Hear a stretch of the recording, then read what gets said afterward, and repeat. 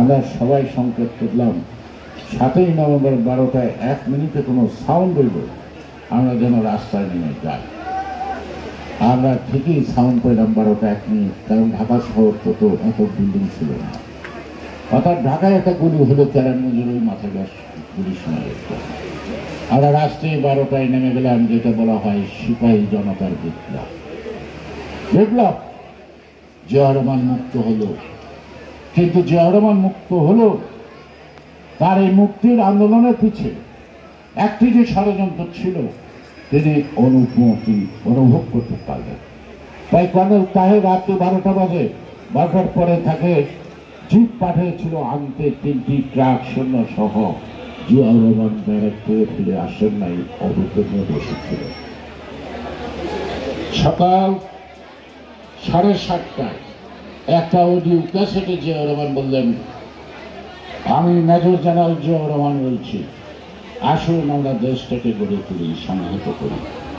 অর্থাৎ জিয়া রহমান জাতির উদ্দেশ্যে 7ই নভেম্বরে একটা ভাষণ, 26 তারিখে একটা, আর 27 তারিখে একটা, টোটাল ভাষণ একসঙ্গে বলে মাত্র 3 মিনিট।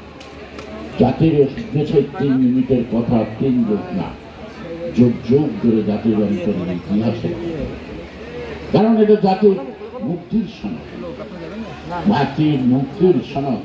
তাই যে ওরা সবসময় কম কথা কিন্তু শুনতেন বেশি।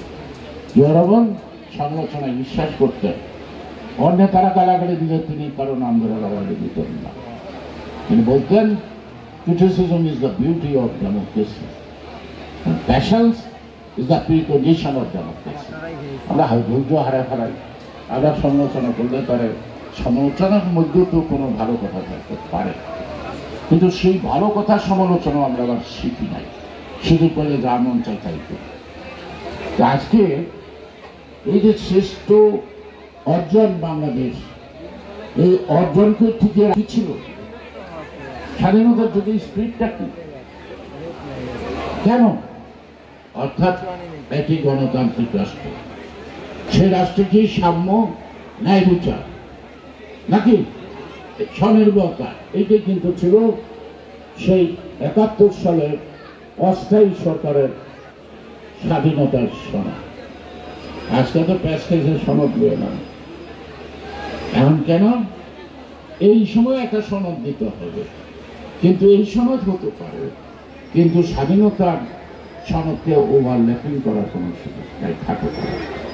জন্ম আমার যাই হোক, কিন্তু জন্মকে আমি অস্বীকার করতে পারি না।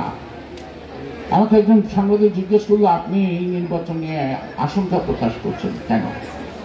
আমি বললাম, একটি গর্ভবতী মা তার সন্তানটা যতক্ষণ প্রসব না হয় ততক্ষণই তিনি সন্তান। তাহলে আজকে বাংলাদেশ গর্ভবতী গণতন্ত্রে প্রসব বেদনায় ভুগছে।